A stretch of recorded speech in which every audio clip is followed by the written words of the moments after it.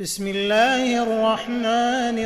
الرحيم الحمد لله الذي أنزل على عبده الكتاب ولم يجعل له عوجا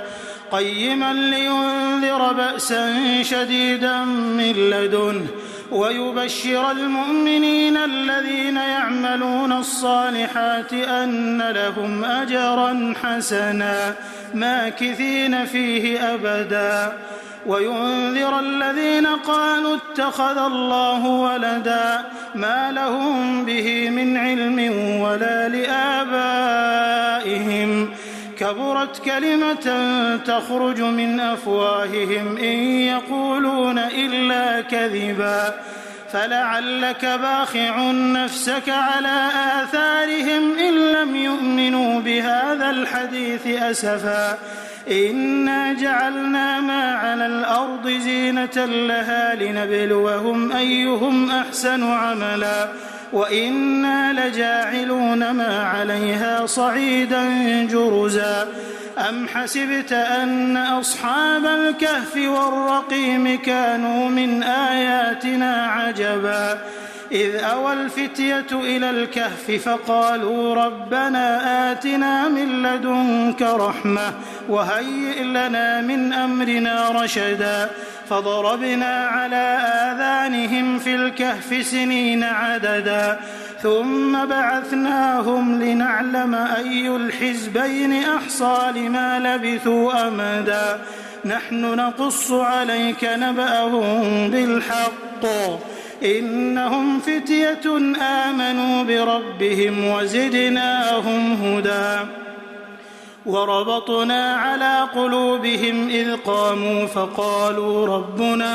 فقالوا ربنا رب السماوات والأرض لن ندعو من دونه إلها لقد قلنا إذا شططا هؤلاء قومنا اتخذوا من دونه آلهة لولا يأتون عليهم بسلطان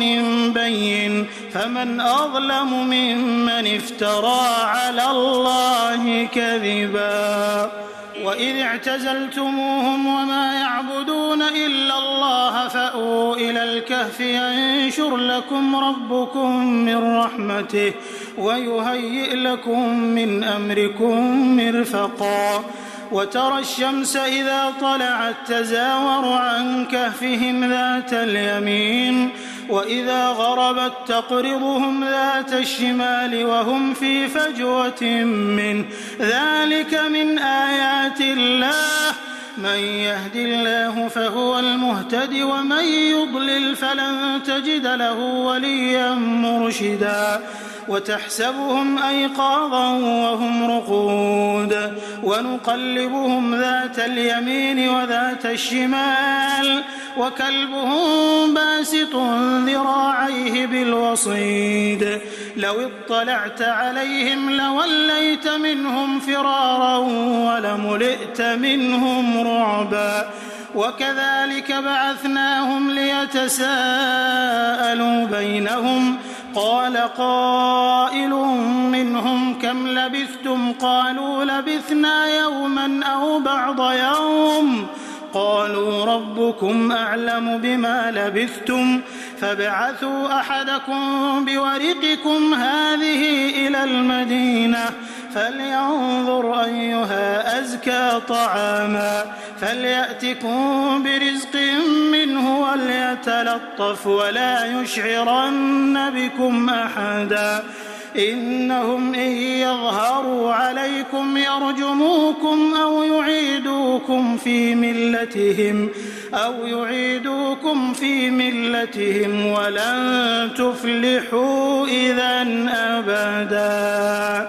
وكذلك أعثرنا عليهم ليعلموا أن وعد الله حق وأن الساعة لا ريب فيها إذ يتنازعون بينهم أمرهم فقالوا ابنوا عليهم بنيانا ربهم أعلم بهم قال الذين غلبوا على أمرهم لنتخذن عليهم مسجدا سيقولون 3 رابعهم كلبهم ويقولون 5 سادسهم كلبهم رجما بالغيب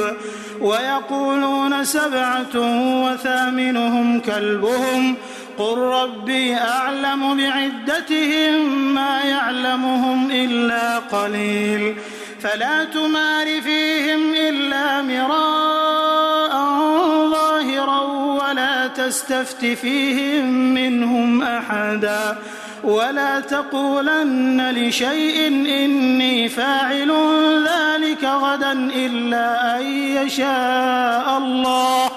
واذكر ربك إذا نسيت وقل عسى أن يهديني ربي لأقرب من هذا رشدا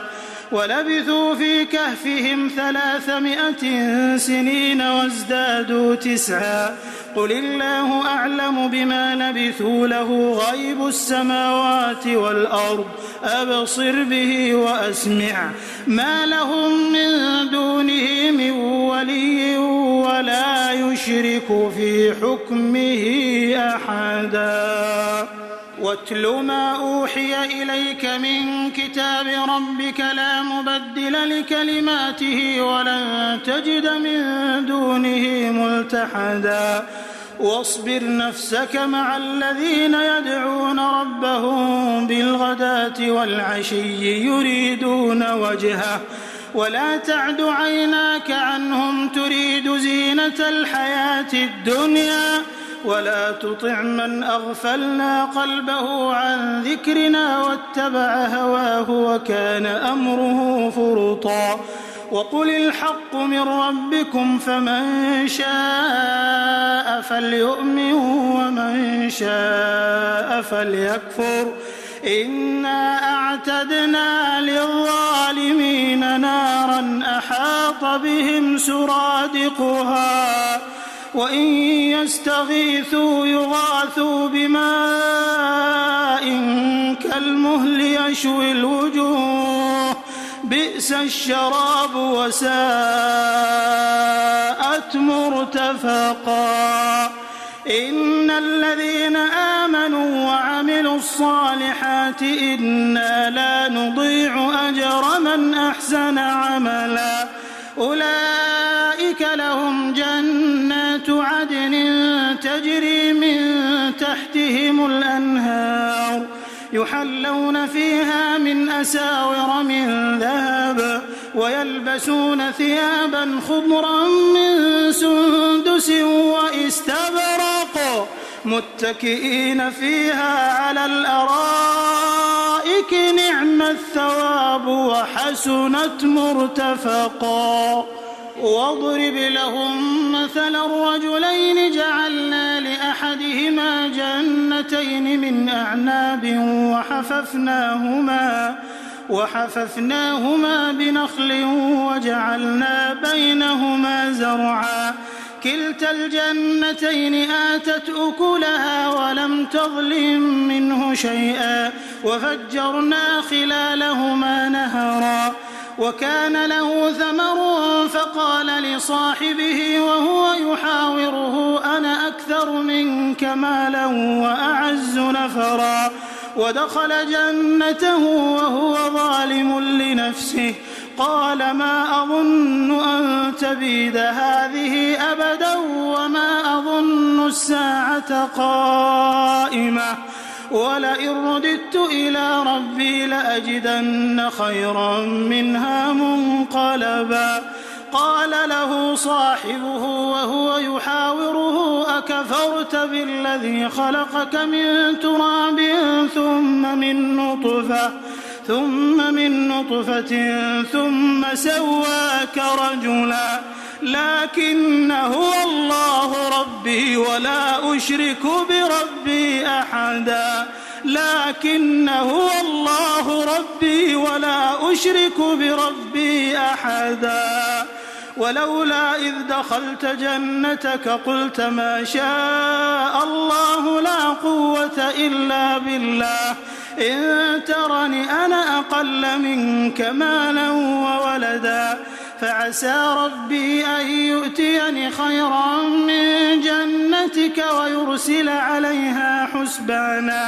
ويرسل عليها حسبانا من السماء فتصبح صعيدا زلقا أو يصبح ماؤها غورا فلن تستطيع له طلبا وأحيط بثمره فأصبح يقلب كفيه على ما أنفق فيها وهي خاوية على عروشها ويقول يا ليتني لم أشرك بربي أحدا ولم تكن له فئة ينصرونه من دون الله وما كان منتصرا هنالك الولاية لله الحق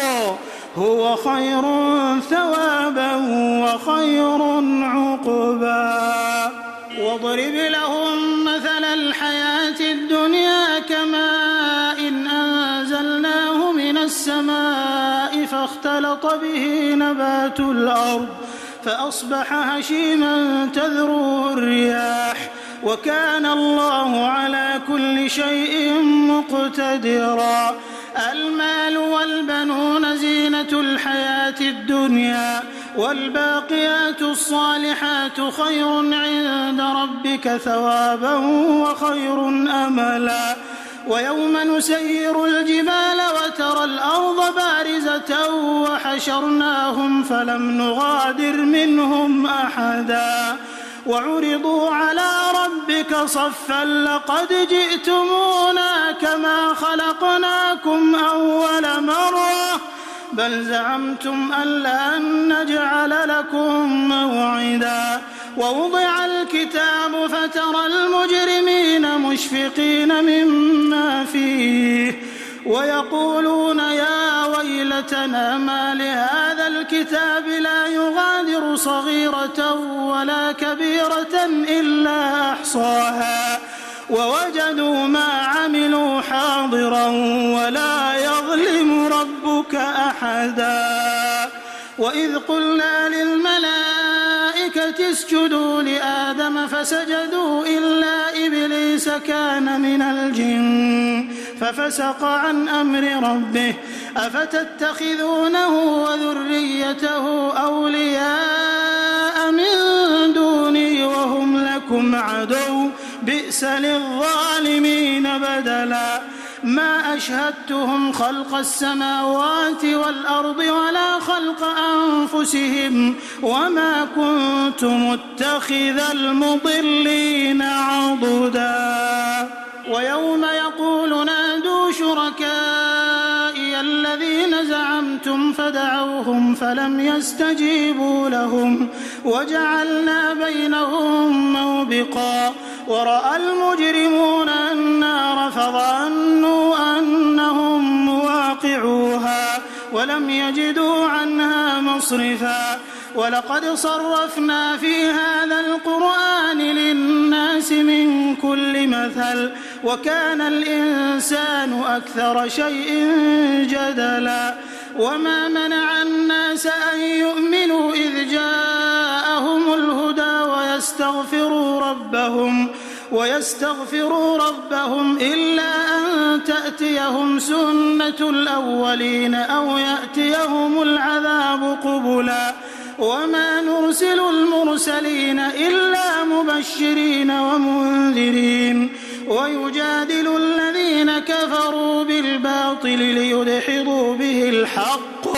واتخذوا آياتي وما أنذروا هزوا ومن أظلم ممن ذكر بآيات ربه فأعرض عنها ونسي ما قدمت يداه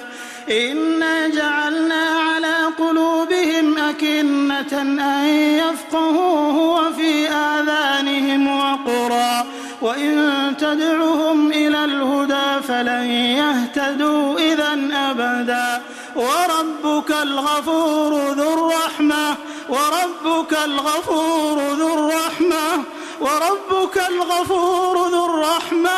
لو يؤاخذهم بما كسبوا احتسبوا لعجل لهم العذاب بل لهم موعد لن يجدوا من دونه موئلا وتلك القرى أهلكناهم لما ظلموا وجعلنا لمهلكهم موعدا وإذ قال موسى لفتاه لا أبرح حتى أبلغ مجمع البحرين أو أمضي حقبا فلما بلغا مجمع بينهما نسيا حوتهما فاتخذ سبيله في البحر سربا فلما جاوزا قال لفتاه آتنا غداءنا لقد لقينا من سفرنا هذا نصبا قال أرأيت إذ أوينا إلى الصخرة فإني نسيت الحوت وما أنسانيه إلا الشيطان أن أذكره واتخذ سبيله في البحر عجبا قال ذلك ما كنا نبغي فارتدا على آثارهما قصصا فوجدا عبدا من عبادنا آتيناه رحمة من عندنا وعلمناه من لدنا علما قال له موسى هل أتبعك على أن تعلمني مما علمت رشدا قال إنك لن تستطيع معي صبرا وكيف تصبر على ما لم تحط به خبرا قال ستجدني إن شاء الله صابرا ولا أعصي لك أمرا قال فإن اتبعتني فلا تسألني عن شيء حتى أحدث لك منه ذكرا فانطلقا حتى إذا ركبا في السفينة خرقها قال أخرقتها لتغرق أهلها لقد جئت شيئا إمرا قال ألم أقل إنك لن تستطيع معي صبرا قال لا تؤاخذني بما نسيت ولا ترهقني من أمري عسرا فانطلقا حتى إذا لقيا غلاما فقتله قال أقتلت نفسا زكية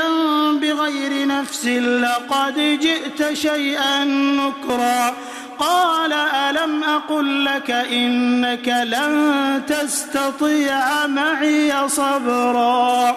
قال إن سألتك عن شيء بعدها فلا تصاحبني قد بلغت من لدني عذرا فانطلقا حتى إذا أتيا أهل قرية استطعما أهلها فأبوا أن يضيفوهما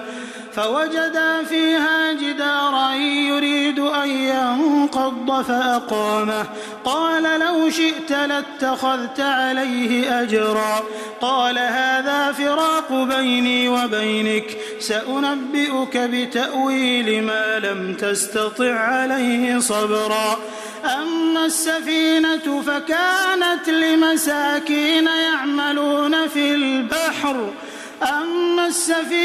فكانت لمساكين يعملون في البحر فأردت أن أعيبها وكان وراءهم ملك يأخذ كل سفينة غصبا وأما الغلام فكان أبواه مؤمنين فخشينا أن يرهقهما طغيانا وكفرا فأردنا أن يبدلهما ربهما خيرا منه زكاة وأقرب رحما وأما الجدار فكان لغلامين يتيمين في المدينة وكان تحته كنز لهما وكان أبوهما صالحا فأراد ربك أن يبلغا أشدهما ويستخرجا كنزهما رحمة من ربك وما فعلته عن أمري ذلك تأويل ما لم تسطع عليه صبرا ويسألونك عن ذي القرنين قل سأتلو عليكم منه ذكرا إنا مكنا له في الأرض وآتيناه من كل شيء سببا فأتبع سببا حتى إذا بلغ مغرب الشمس وجدها تغرب في عين حمئة ووجد عندها قوما قلنا يا ذا القرنين إما أن تعذب وإما أن تتخذ فيهم حسنا قال أما من ظلم فسوف نعذبه ثم يرد إلى ربه فيعذبه عذابا نكرا وأما من آمن وعمل صالحا فله جزاء الحسنى وسنقول له من أمرنا يسرا ثم أتبع سببا حتى إذا بلغ مطلع الشمس وجدها تطلع على قوم لم نجعل لهم من دونها سترا كذلك وقد أحطنا بما لديه خبرا ثم أتبع سببا حتى إذا بلغ بين السدين وجد من دونهما قوما لا يكادون يفقهون قولا قالوا يا ذا القرنين إن يأجوج ومأجوج مفسدون في الأرض فهل نجعل لك خرجا على أن تجعل بيننا وبينهم سدا قال ما مكني فيه ربي خير فأعينوني بقوة أجعل بينكم وبينهم ردما آتوني زبر الحديد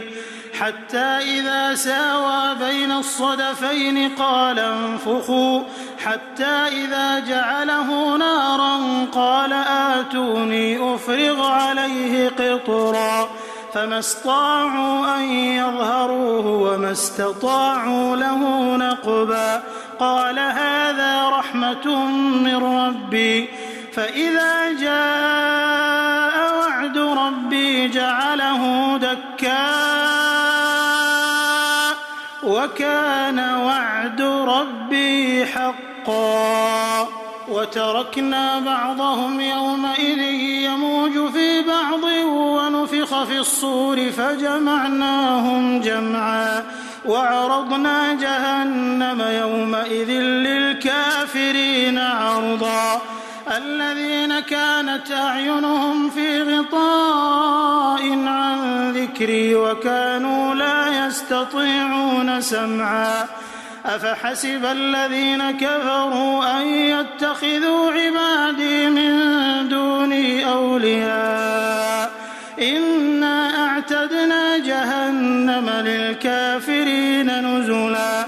قل هل ننبئكم بالأخسرين أعمالا الذين ضل سعيهم في الحياة الدنيا وهم يحسبون أنهم يحسنون صنعا أولئك الذين كفروا بآيات ربهم ولقائه فحبطت أعمالهم فلا نقيم لهم يوم القيامة وزنا ذلك جزاؤهم جهنم بما كفروا واتخذوا آياتي ورسلي هزوا إن الذين آمنوا وعملوا الصالحات كانت لهم جنات الفردوس نزلا خالدين فيها لا يبغون عنها حولا قل لو كان البحر مدادا لكلمات ربي لنفد البحر قبل أن تنفد كلمات ربي ولو جئنا بمثله مددا قل إنما أنا بشر مثلكم يوحى إلي أنما إلهكم إله واحد فمن كان يرجو لقاء ربه فليعمل عملا صالحا ولا يشرك بعبادة ربه أحدا.